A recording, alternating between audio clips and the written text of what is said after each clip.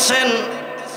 সুতরাং আগুনের ভিতরে আমি ইব্রাহিম যদি জ্বলে পড়ে যাই, আর তাতে যদি আমার আল্লাহ খুশি হয়ে যায়, যেহেতু দুনিয়ার সবচাইতে বেশি ভালো আমি আল্লাহকে বাসি,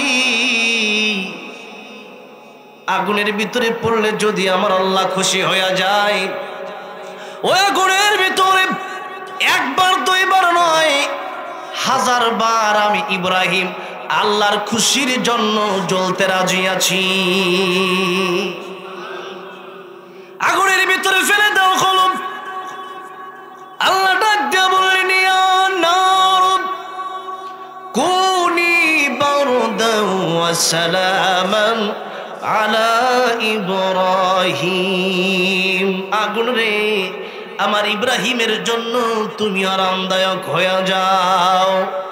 যে মাত্র বলেছে আগুন এসির মতো হয়ে গেল, জান্নাতের বাগান হয়ে গেল।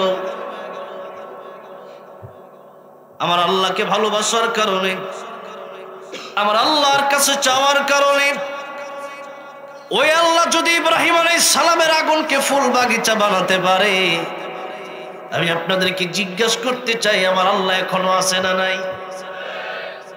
যে আল্লাহ হাজার হাজার বছর আগে পয়গম্বর ইব্রাহিম খলিলুল্লাহর আগুনকে জান্নাতের বাগান বানিয়ে দিয়েছেন, এখনো যদি আমরা চাওয়ার মতো চাইতে পারি, সে আল্লাহ আমাদের জন্য আগুনকে ফুলের বাগান বানাতে পারে কি পারে না?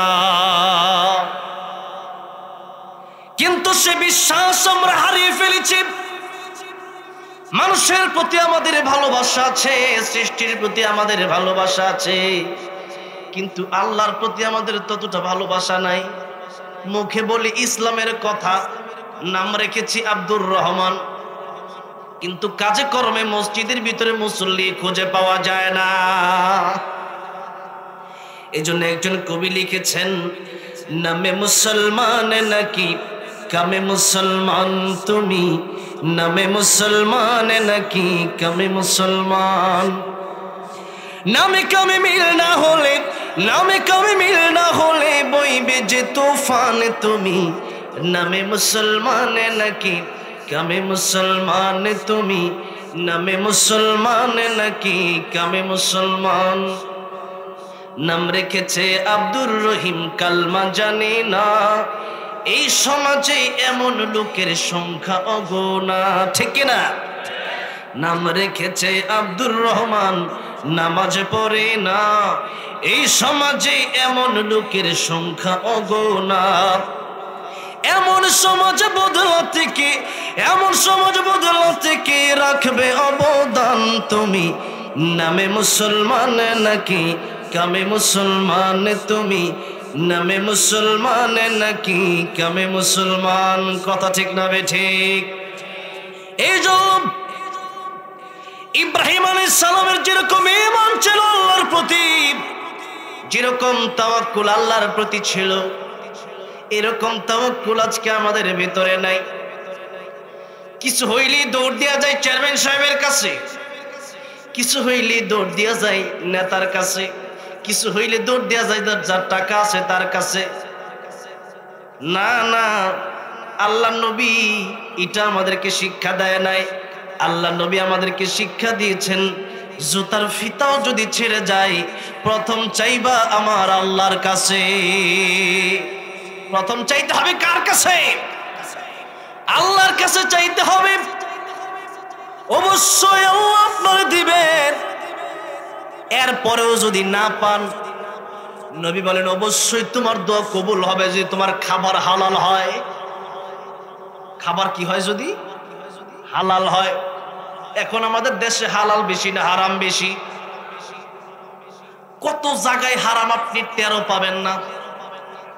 এমন হোটেল আছে আমি দেখেছি, এই যে পিৎজা খান, বার্গার খান, এরকম হোটেল আছে অনেকগুলো। এরকম খ্রিস্টান ইহুদি খ্রিস্টানদের এমন চক্রান্ত আছে, ওই বার্গারের ভিতরে শূকরের গোশতের চর্বি মিশিয়ে দিচ্ছে, আপনারা জানেন না, কল্পনাও করতে পারবেন না।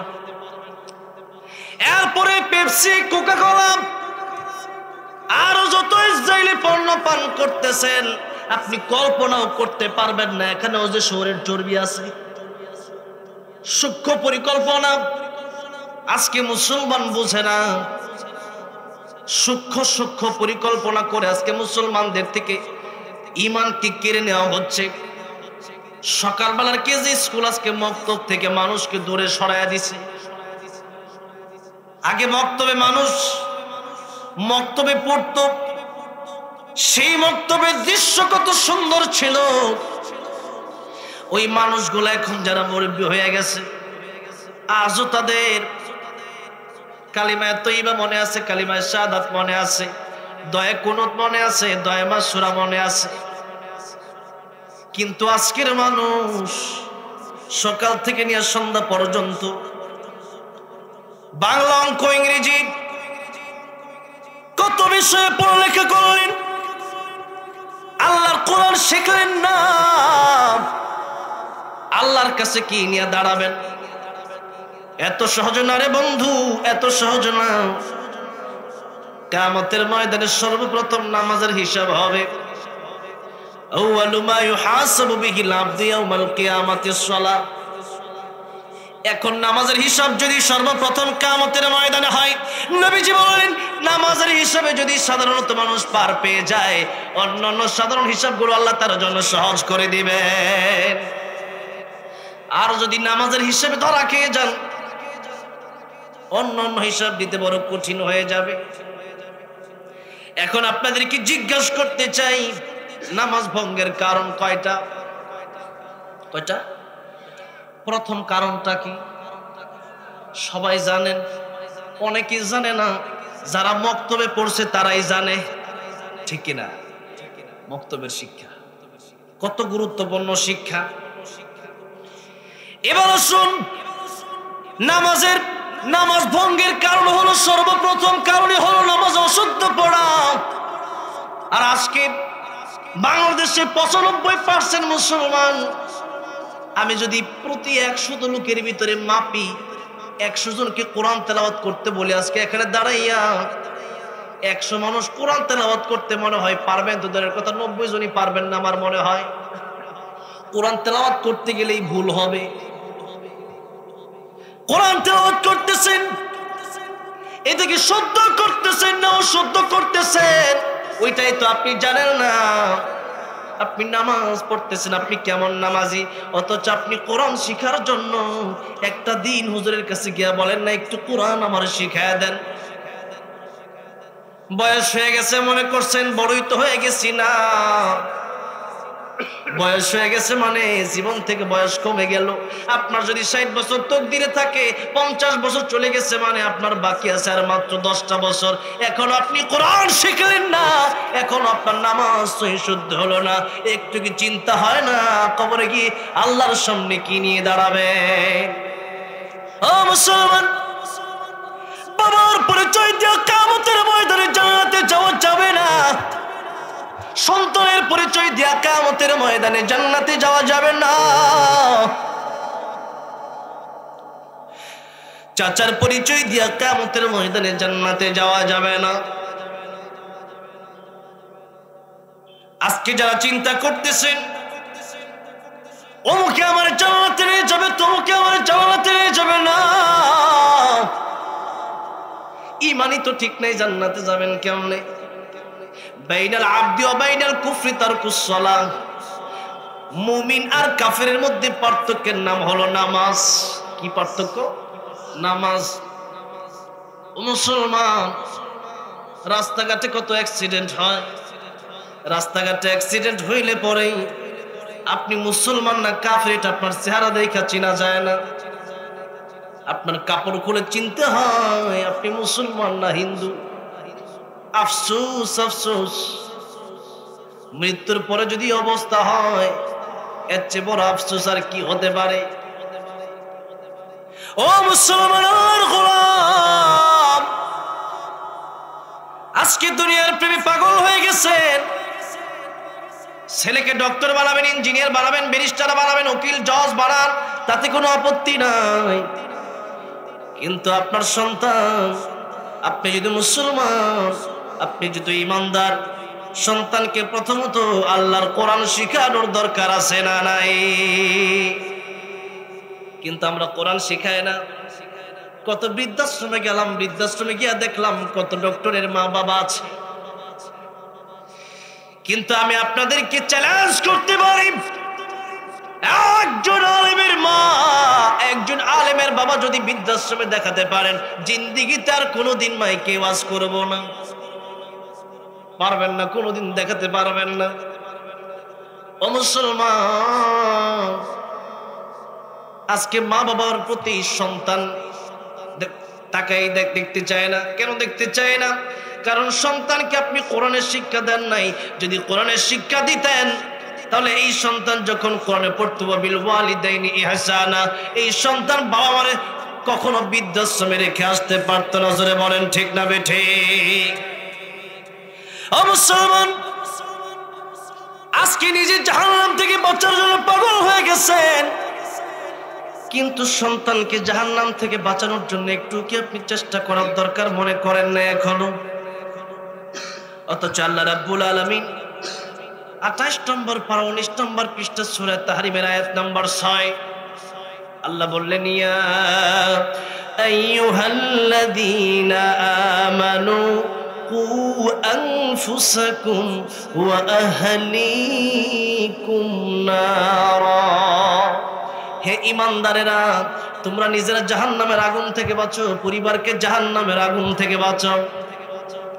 কিয়ামতের ময়দানে সন্তানকে যদি আল্লাহর কোরআন শিক্ষা না দিতে পারেন, এই সন্তানটাই আপনার বিরুদ্ধে বিচার দেবে। আল্লাহ তাআলা আজকের কিয়ামতের কঠিন ময়দানে তোমার কাছে এসেছি, হিসাব দিতে পারি নাই। আমার বাবা আমার ডাক্তার বানাইছে, ইঞ্জিনিয়ার বানাইছে, উকিল ব্যারিস্টার জজ বানাইছে, কিন্তু আল্লাহ তাআলা তোমার কোরআন শিক্ষার জন্য একদিনও মাদ্রাসায় পাঠায় নাই। আল্লাহ তাআলা জাহান্নামে যেতে হলে একা যাব না, আমার বাপ মাকে সাথে দেন, আমার বাপের বুকের উপর পাড়া দিয়ে আমি আজকে জাহান্নামে যাব। জোরে কোন নাউজুবিল্লাহ। অথচ নবীজি বললেন, মানুষের মৃত্যুর পরে সব আমল বন্ধ হয়ে যায়, 3টা আমল বাকি থাকে। কয়টা আমল? জোরে বলেন কয়টা? 3টা। 1 নম্বরে, মানুষ ইন্তেকালের পরে মানুষ যদি সদকায়ে জারিয়া করে যায়, মাদ্রাসা মসজিদে দান করে যায়, এই মাদ্রাসা মসজিদে দান করার কারণে এই মাদ্রাসা থেকে একজন হাফেজ হবে, আলেম হবে, কোরআন শিখবে, আবার সেও আর তার ছাত্র হবে, ওই ছাত্রদের আরো ছাত্র হবে, তারা আলেম হবে, আমল করবে, তারা কত জায়গায় ওয়াজ করবে, কত জায়গায় খুতবা দেবে, যত জায়গায় যত আমল হবে। আপনি যে মাদ্রাসায় টাকা দিয়েছিলেন 500 টাকা, এই 500 টাকার কারণে আল্লাহ রাব্বুল আলামিন এই সদকায়ে জারিয়ার সওয়াব আপনার মৃত্যুর পরে আপনার কবরে পৌঁছায় দিতে থাকবেন। 500 টাকার কথা আমি বললাম আপনাদের সামনে। এই 500 টাকার কথা কেন বললাম? আপনারা চিন্তা করেন যে 500 টাকা দিয়ে এত ফজিলত। নবীজি হাদিস শরীফের ভিতরে বলেছেন, মরুভূমির ভিতরে বড় বিপদে আছে, পানি নাই, হাহাকার। আরেকজনের হাতে 1 বোতল পানি আছে, 1 পেয়ালা পানি তার কাছে, আরেকজনের কাছে আছে। সে বিপদে পড়ে বলল, 1 গ্লাস পানি কি আমারে দেওয়া যাবে? যার কাছে পানি আছে ওই যুবক চিন্তা করলো, আমারও তো মরুভূমিতে এই বোতল পানি যদি তারে দিয়ে দেই, আমারও তো এখন চলাফেরা কষ্ট হয়ে যাবে। এরপরও চিন্তা করলো, যেহেতু মরুভূমিতে হাহাকার, প্রাণের তৃষ্ণা, এখন তার একটু পানি আমি দেই, একটু দয়া হলো, মায়া হলো। 1 বোতল 1 পেয়ালা পানি পান করানোর কারণে কিয়ামতের ময়দানে দেখা যাবে যে ব্যক্তি পানি পান করাইছিল ওই ব্যক্তির লিস্টটি জাহান্নামের খাতার লিস্টিতে চলে আসবে। আর যে ব্যক্তিটা পানি পান করেছিল, মরুভূমিতে বিপদে পড়েছিল, ওই ব্যক্তিটার নাম জান্নাতের লিস্টে চলে আসবে। কিয়ামতের ময়দানে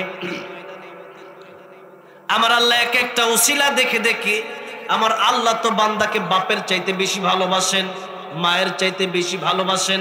আমরাও যেমন সবচেয়ে বেশি ভালো আল্লাহকে বাসি, আল্লাহ তাআলাও সবচেয়ে বেশি ভালো আমাদেরকে বাসেন। বলেন সুবহানাল্লাহ। এক একটা ওসিলা দেখে আমার আল্লাহ তাআলা মানুষগুলোকে জান্নাতের মালিক বানিয়ে দিবেন। এখন যেই মুহূর্তে ওই বান্দা, যেই বান্দা পানি পান করাইছিল, এই বান্দার লিস্ট যেহেতু জাহান্নামের লিস্টে চলে যাবে, এই বান্দাকে আল্লাহ ফেরেশতাদের হাতে তুলে দিবেন, বলবেন ও ফেরেশতারা, ডাইরেক্ট জাহান্নামে নিয়ে যাওয়ার দরকার নাই, একটু ঘোরায় নিয়ে যাও, আর ওই লোকের সামনে দিয়ে নিয়ে যাও যেই লোকের সেই দুনিয়াতে এক গ্লাস পানি পান করাইছিল। নিয়ে যাওয়া হবে তার সামনে দিয়া, যেই মাত্র তার সামনে দিয়ে নিয়ে যাওয়া হবে, সে তারা চিনতে পারবে, তারা দেখে বলবে আজকে কি তুমি জান্নাতে যাবে? লোকটা বলবে হ্যাঁ, আজকে আমি জান্নাতে যাব, ডান হাতে আমলনামা পেয়েছি, জান্নাতের টিকিট পেয়ে গেছি, যার নাম জাহান্নামের লিস্টেতে আছে। লোকটা দেখে বলবে তুমি কি আল্লাহর কাছে আমার জন্য একটু সুপারিশ করতে পারো না? তুমি যদি আমার জন্য সুপারিশ করো, আল্লাহর নিয়ম হচ্ছে আল্লাহ যদি একবার টিকিট দেয়, ওই টিকিট আল্লাহ ক্যান্সেল করবেন না কখনো, বলেন সুবহানাল্লাহ। সুতরাং তুমি একটু আল্লাহর কাছে আমার জন্য সুপারিশ করো। লোকটা কয় ঠিকই তো, দুনিয়াতে যেহেতু বিপদের সময় এক গ্লাস পানি আমারে পান করাইছিল, আজকে কিয়ামতের কঠিন ময়দানে সে বিপদে পড়েছে, আমি কি পারি না তার জন্য আল্লাহর কাছে একটু সুপারিশ করতে? আল্লাহর কাছে সুপারিশ করলাম, ইয়া আরহামার রাহিমিন, ইয়া রাব্বাল আলামিন, দুনিয়াতে বিপদে পড়েছিলাম, দুনিয়াতে বিপদের সময় এক গ্লাস পানি সে আমারে পান করিয়েছিল, আল্লাহ তাআলা আজকের কঠিন কিয়ামতের ময়দানে সে বিপদে পড়েছে, তুমি কি পারো না তারে মাফ করে সেই দিনটাকে ওসিলা করে আজকে তারে জান্নাতের মালিক বানিয়ে দিতে? আল্লাহ ডাক দিয়ে বলবেন, ও জান্নাতি যুবক, দুনিয়াতে সে বিপদে পড়ে, তুমি বিপদে পড়েছিলে, সে তোমার এক গ্লাস পানি পান করেছিল, তার দয়া হয়েছিল, মায়া হয়েছিল, তার চাইতে কোটি কোটি গুণ দয়া মায়া বেশি আমি আল্লাহর, বলেন সুবহানাল্লাহ। তার চাইতে কোটি কোটি গুণ বেশি দয়া মায়া আমি আল্লাহর। সুতরাং আজকের কিয়ামতের কঠিন ময়দানে আমি আল্লাহ তোমার সামনে দিয়ে তার এই জন্যই আল্লাহ, তুমি যেন তার জন্য একটু সুপারিশ করো। যাও রে বান্দা, দুনিয়াতে যেহেতু তার দয়া মায়া হলো, তোমার এক গ্লাস পানি পান করাইলো, আজকের কিয়ামতের কঠিন ময়দানে আমি আল্লাহর দয়া মায়া তার জন্য হলো, এক গ্লাস পানি দুনিয়াতে পান করানোর করে আজকে আমি তোর একা নয়, বরং তোর সাথে আমি আল্লাহ ওই বান্দাটাকেও জান্নাতের মেহমান বানিয়ে দিলাম। ইহুদির পক্ষে বলতে পারে, কিন্তু কোন মুসলিম যেহেতু ছিল না, সাক্ষী আর কোন? আবু বকর সিদ্দিক বলেন, ইয়া রাসূলুল্লাহ, ইয়া হাবিবাল্লাহ, সাক্ষী নাই। আর এই সাক্ষী আমি যদি দেখাতে না পারি, এর কারণে যদি উল্টা আমাকে আঘাত পোহাতে হয়, আমাকে যদি রিমান্ডে যেতে হয়, আমাকে যদি ফাঁসির কাস্টে জ্বলতে হয়, আল্লাহর জন্য আমার জীবন কোরবান করে দেব। আল্লাহু আকবার। ইয়া রাসূলুল্লাহ, সাক্ষী নাই, আমার জবানে আমার সাক্ষী এটাই, আর সাক্ষী মাকি নাই। ইয়া রাসূলুল্লাহ, ইয়া হাবিবাল্লাহ, এখন আমি যে কথা বলছি আপনি তো জানেন, আপনি তো আমার উপাধি দিয়েছিলেন আমি সিদ্দিক, আমি শুধু সাদিক না, আমি শুধু সত্যবাদী না, আমি সিদ্দিক, আমি মহাসত্যবাদী। এই উপাধি তো অন্য কেউ দেয়নি, ইয়া রাসূলুল্লাহ আপনিই তো দিয়েছেন। মেরাজ থেকে আসার পরে আবু বকর সিদ্দিক রাদিয়াল্লাহু আনহুকে রাসূল বলেছেন, আবু বকর, আমি মেরাজে গিয়েছিলাম, আল্লাহর সাথে সাক্ষাৎ করেছি। আবু জাহেলকে বললে পরে আবু জাহেল বলল, রে বিশ্বাস করি না, মুহাম্মদ পাগল হয়ে গেছে, নাউজুবিল্লাহ। আর আবু বকর সিদ্দিক রাদিয়াল্লাহু আনহু বলেছিলেন, ইয়া রাসূলুল্লাহ, আপনি যা বলেছেন 100 সত্যি, জোরে করে আল্লাহু আকবার। নবীজি বললেন, আবু বকর, একবার বললাম আর তুমি বিশ্বাস করে নিলে, তার কারণটা কি? আবু বকর বললেন, ইয়া রাসূলুল্লাহ, ইয়া হাবিবাল্লাহ, জীবনে কোনোদিন আপনি মিথ্যা কথা বলেন নাই। 40 বছর জীবনে যেহেতু মিথ্যা কথা বলেন নাই, আজকে আমার সাথে আপনি মিথ্যা কথা বলবেন, এটা আমি মানতে পারি না। আপনি যা বলবেন তাই সত্য, জোরে কোন সুবহানাল্লাহ। নবীজি আবু বকর সিদ্দিক রাদিয়াল্লাহু আনহুকে সেদিন সিদ্দিক টাইটেল উপাধি দিয়েছিলেন। ইয়া রাসূলুল্লাহ, ইয়া হাবিবাল্লাহ, আমার সাক্ষী নাই, কিন্তু আপনি তো জানেন আমি যে মহাসত্যবাদী, এটা তো আপনি ভালো করেই জানেন। নবী কয়, জানি রে আবু বকর, কিন্তু ইসলামের বিচারের বেলায় সাক্ষী না আনলে এখন বিচারটা তোমার বিরুদ্ধে চলে যাবে। এই যে ঘটনাগুলো ঘটতেছে, এই যে ঘটনাগুলো ঘটতেছে, আমার আল্লাহ কি দেখতেছে না? বলেন না, দেখতেছে কি দেখতেছে না? নবীজি বলেন, আবু বকর তোমার বিরুদ্ধে রায় চলে যাবে। আবু বকর সিদ্দিক বলেন, ইয়া রাসূলুল্লাহ, আমি শাস্তি মাথায় পেতে নিতে রাজি হয়ে গেলাম।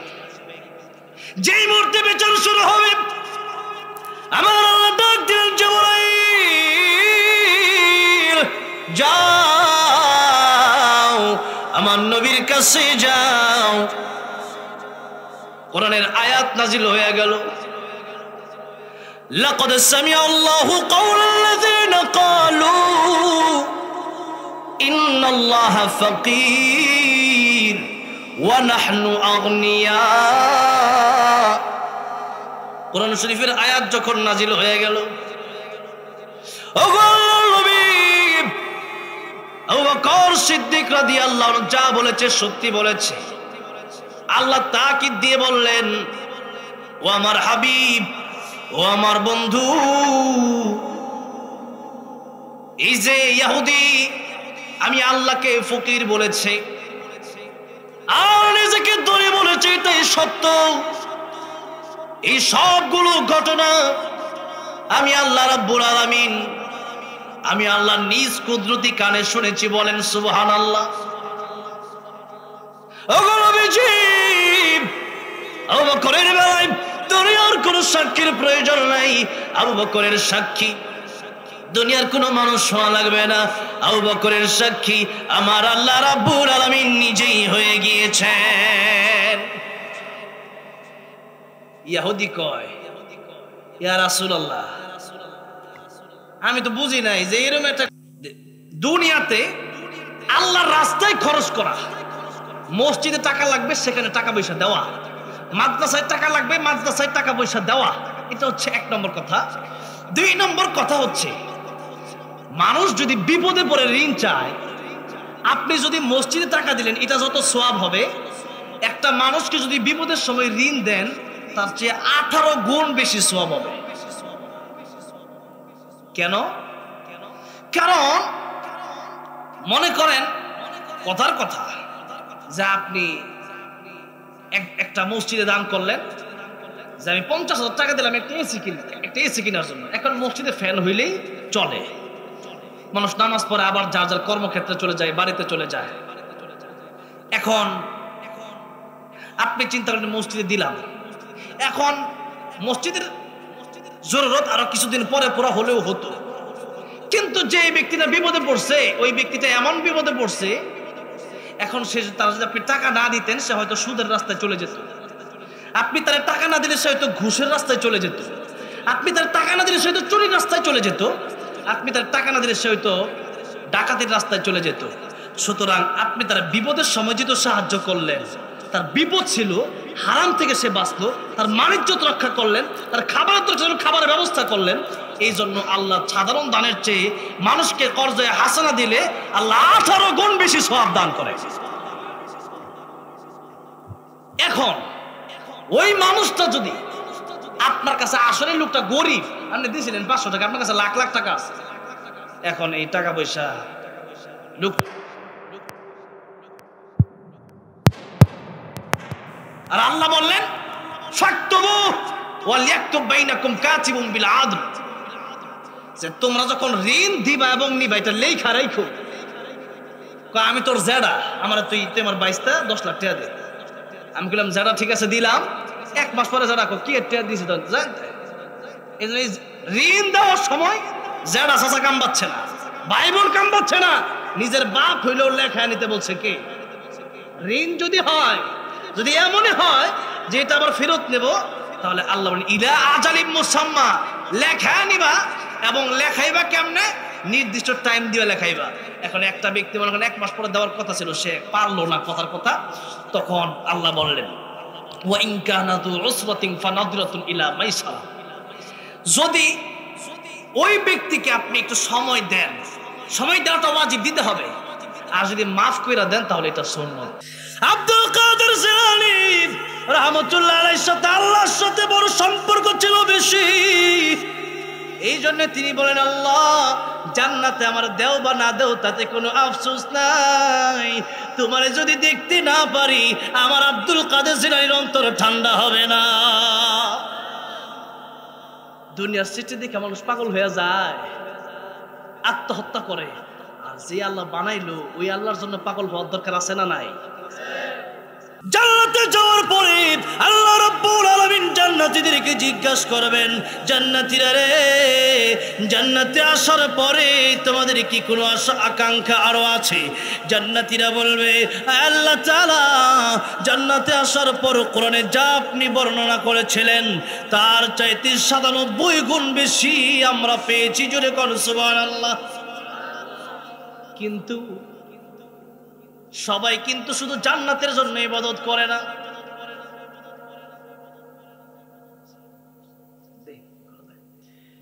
এখন এমনও তো অনেক লোক আছে যারা খালি 5 ওয়াক্ত নামাজই পড়ে না, রাতের বেলায় উঠে তাহাজ্জুদের নামাজ পড়ে, ঠান্ডা পানি দিয়ে ওযু করে, আমার আল্লাহর সাথে গভীর রাতে সম্পর্ক করে, এরকম লোক নাই?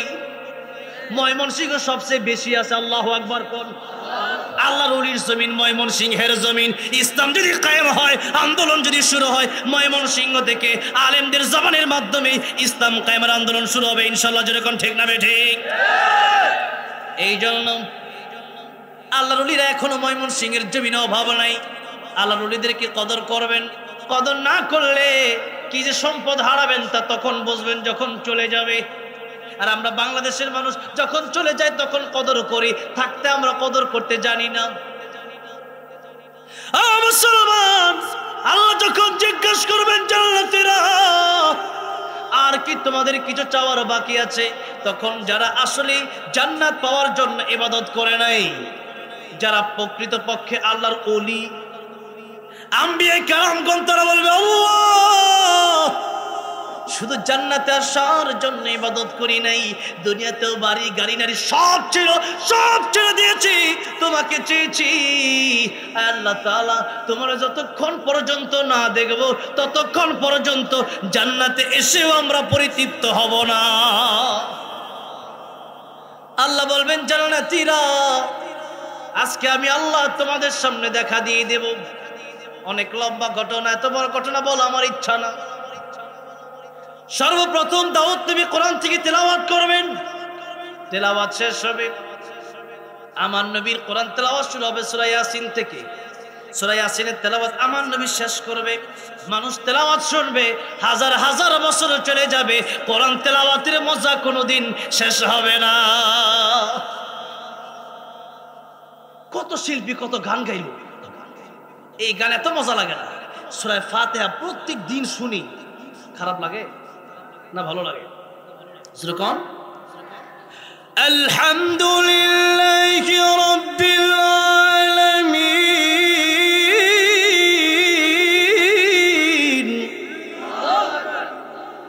আর রহমানির রহিম।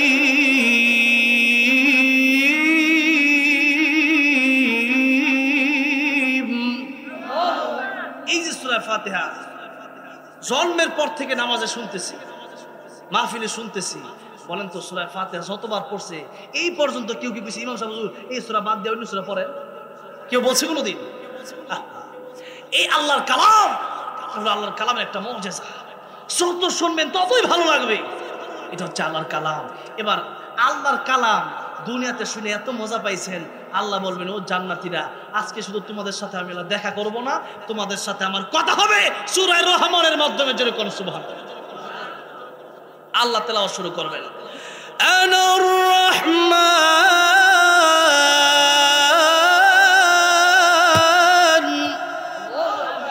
আল্লামাল কুরআন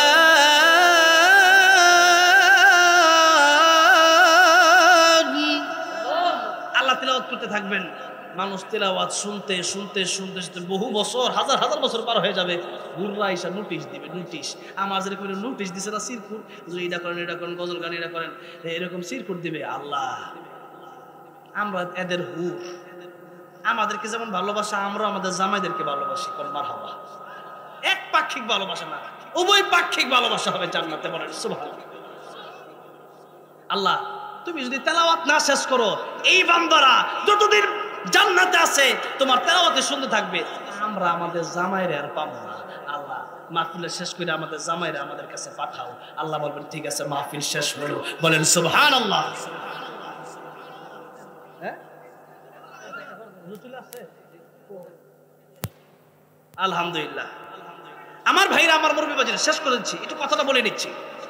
আল্লাহ বললেন, যদি আমার দেখা তোমরা পেতে চাও, ফালিয়ামাল আমালান সালিহা, তোমরা নেক আমল করো, ওয়ালা ইউশরিক বিইবাদাতি রাব্বিহি আহাদা, এবং আল্লাহর ইবাদত যে করবা, আল্লাহর সাথে কোনো শরীক রাখা যাবে।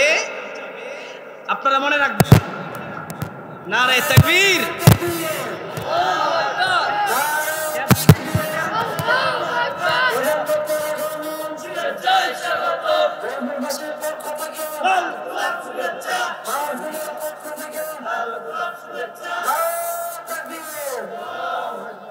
এত আসছে আপনারা আল্লাহু আকবার বললেন, বাতিলের জম আসছে। হিজবুত তাওহীদ যারা দেখলে থর থর করে কাঁপে। জোরে করে আল্লাহু আকবার। লিল্লাহি তাকবীর।